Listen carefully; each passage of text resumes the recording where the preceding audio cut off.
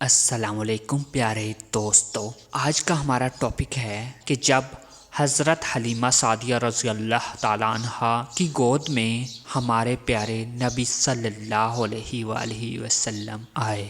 اس زمانے میں عرب کا دستور یہ تھا کہ جب ان کے ہاں کوئی بچہ پیدا ہوتا تو وہ دیہات سے آنے والی دائیوں کے حوالے کر دیتے تھے تاکہ دیہات میں بچے کی نشو و نما بہتر ہو اور وہ خالص عربی زبان سیکھ سکے۔ دائیوں کا قافلہ مکہ میں داخل ہوا۔ انہوں نے ان گھروں کی تلاش شروع کی جن میں بچے پیدا ہوئے تھے۔ اس طرح بہت سی دائیاں جناب حضرت عبد المطلب کے گھر بھی آئیں۔ نبی کریم صلی اللہ علیہ وآلہ وسلم کو دیکھا، لیکن جب انہیں معلوم ہوا کہ یہ بچہ تو یتیم پیدا ہوا ہے تو اس طرح بہت سی دائیاں جناب حضرت عبد المطلب کے گھر بھی آئیں۔ نبی کریم صلی اللہ علیہ وآلہ وسلم کو دیکھا، لیکن جب انہیں معلوم ہوا کہ یہ بچہ تو یتیم پیدا ہوا ہے تو اس خیال سے چھوڑ کر آگے بڑھ گئی کہ یتیم بچے کے گھر آنے سے انہیں کیا ملے گا۔ اس طرح دائیاں آتی رہیں جاتی رہیں، کسی نے آپ کو دودھ پلانا منظور نہ کیا، اور کرتی بھی کیسے یہ سعادت تو حضرت حلیمہ سعدیہ رضی اللہ تعالی عنہا کے حصے میں آنا تھی۔ جب حضرت حلیمہ رضی اللہ تعالی عنہا مکے پہنچی تو انہیں معلوم ہوا سب عورتوں کو کوئی نہ کوئی بچہ مل گیا ہے اور اب صرف وہ بغیر بچے کے رہ گئی ہیں، اور اب کوئی بچہ باقی نہیں بچا۔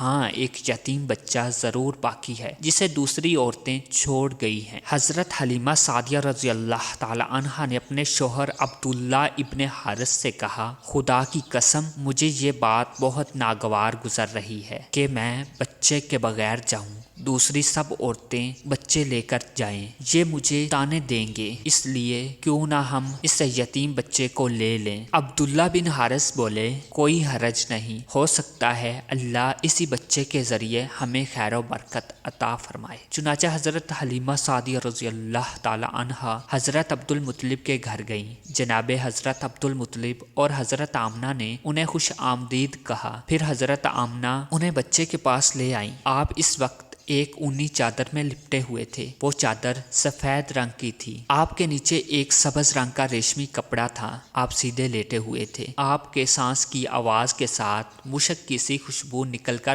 پھیل رہی تھی۔ حضرت حلیمہ سعدیہ رضی اللہ تعالیٰ عنہا آپ کے حسن و جمال کو دیکھ کر حیرت زدہ رہ گئی۔ آپ اس وقت سوئے ہوئے تھے، انہوں نے جگانا مناسب نہ سمجھا، لیکن جو ہی انہوں نے پیار سے اپنا ہاتھ آپ کے سینے پر رکھا، آپ مسکرا دیے اور آنکھیں کھول کر ان کی طرف دیکھنے لگے۔ حضرت حلیمہ سعدیہ رضی اللہ تعالیٰ عنہا فرماتی ہیں، میں نے دیکھا آپ کی آنکھوں سے ایک نور نکلا جو آسمان تک پہنچ گیا۔ میں نے آپ کو گود میں اٹھا کر آپ کی دونوں آنکھوں کے درمیانی جگہ پر پیار کیا۔ پھر میں نے آپ کی والدہ اور حضرت عبد المطلب سے اجازت چاہی، بچے کے لیے قافلے میں آئی، میں نے آپ کو دودھ پلانے کے لیے گود میں لٹایا تو آپ دائیں طرف سے دودھ پینے لگے۔ پہلے میں نے بائیں طرف سے دودھ پلانا چاہا، لیکن آپ نے اس طرف سے دودھ نہ پیا، دائیں طرف سے آپ فوراً دودھ پینے لگے۔ بعد میں بھی آپ کی یہی عادت رہی، آپ صرف دائیں طرف سے دودھ پیتے رہے، بائیں طرف سے میرا بچہ دودھ پیتا رہا۔ پھر قافلہ روانہ ہوا۔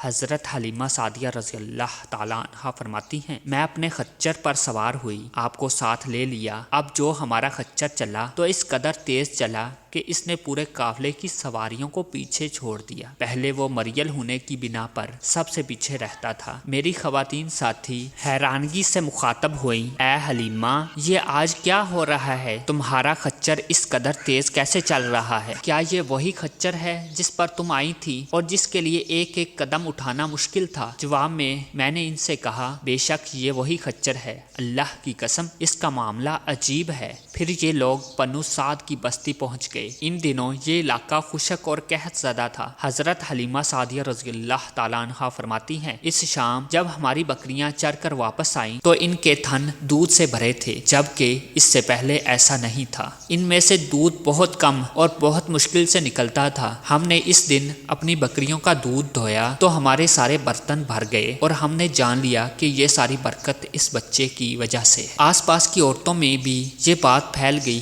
ان کی بکریاں بدستور بہت کم دودھ دے رہی تھی، غرض ہمارے گھر میں ہر طرف ہر چیز میں برکت نظر آنے لگی۔ دوسرے لوگ تعجب میں رہے۔ اس طرح 2 ماہ گزر گئے۔ 2 ماہ میں ہی آپ چلنے پھرنے لگے۔ آپ 8 ماہ کے ہوئے تو باتیں کرنے لگے، آپ کی باتیں سمجھ میں آتی تھی۔ 9 ماہ کی عمر میں تو آپ بہت صاف گفتگو کرنے لگے۔ اس دوران آپ کی بہت سی برکات دیکھنے میں آئیں۔ حضرت حلیمہ سعدیہ رضی اللہ تعالیٰ عنہ فرماتی ہیں، جب میں آپ کو اپنے گھر لے آئی تو بنو سعد کا کوئی گھرانہ ایسا نہ تھا جس سے مشک کی خوشبو نہ آتی ہو۔ اس طرح سب لوگ آپ سے محبت کرنے لگے۔ جب ہم نے آپ کا دودھ چھڑایا تو آپ کی زبان مبارک سے یہ الفاظ نکلے، اللہ اکبر کبیرہ والحمد للہ کثیرہ وسبحان اللہ بکرۃ واصیلہ، یعنی اللہ تعالیٰ بہت بڑا ہے، اللہ تعالیٰ کے لیے بے حد تعریف ہے اور اس کے لیے صبح و شام پاکی ہے۔ پھر جب آپ صلی اللہ علیہ وآلہ وسلم 2 سال کے ہو گئے تو ہم آپ کو لے کر آپ کی والدہ کے پاس آئیں۔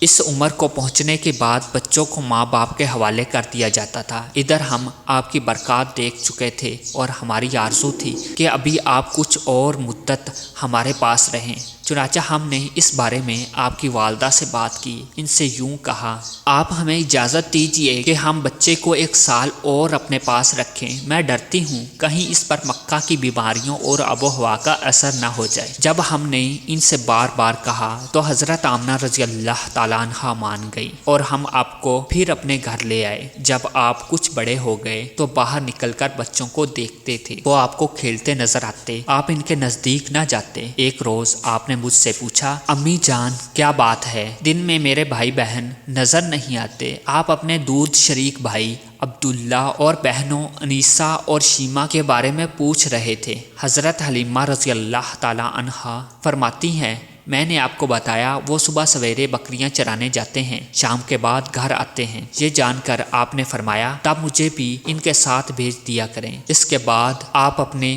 بھائی بہنوں کے ساتھ جانے لگے۔ آپ خوشی خوشی جاتے اور واپس آتے۔ ایسے میں ایک دن میرے بچے خوف زدہ انداز میں دوڑتے ہوئے آئے اور گھبرا کر بولے، امی جان جلدی چلیے ورنہ بھائی محمد صلی اللہ علیہ وآلہ وسلم ختم ہو جائیں گے۔ یہ سن کر ہمارے تو ہوش اڑ گئے۔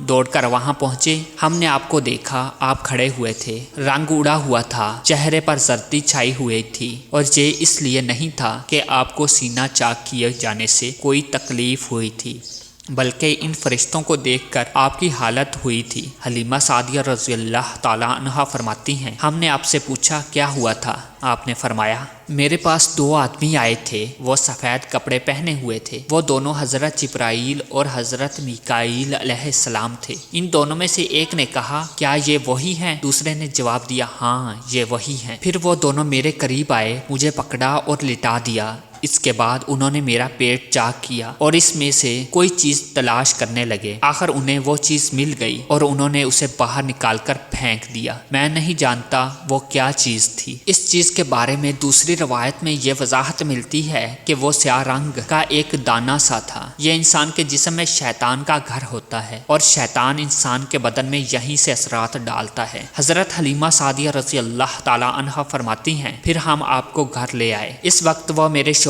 عبداللہ بن حارث نے مجھ سے کہا، حلیمہ مجھے ڈر ہے کہیں اس بچے کو کوئی نقصان نہ پہنچ جائے، اس لیے اسے اس کے گھر والوں کے پاس پہنچا دو۔ میں نے کہا ٹھیک ہے۔ پھر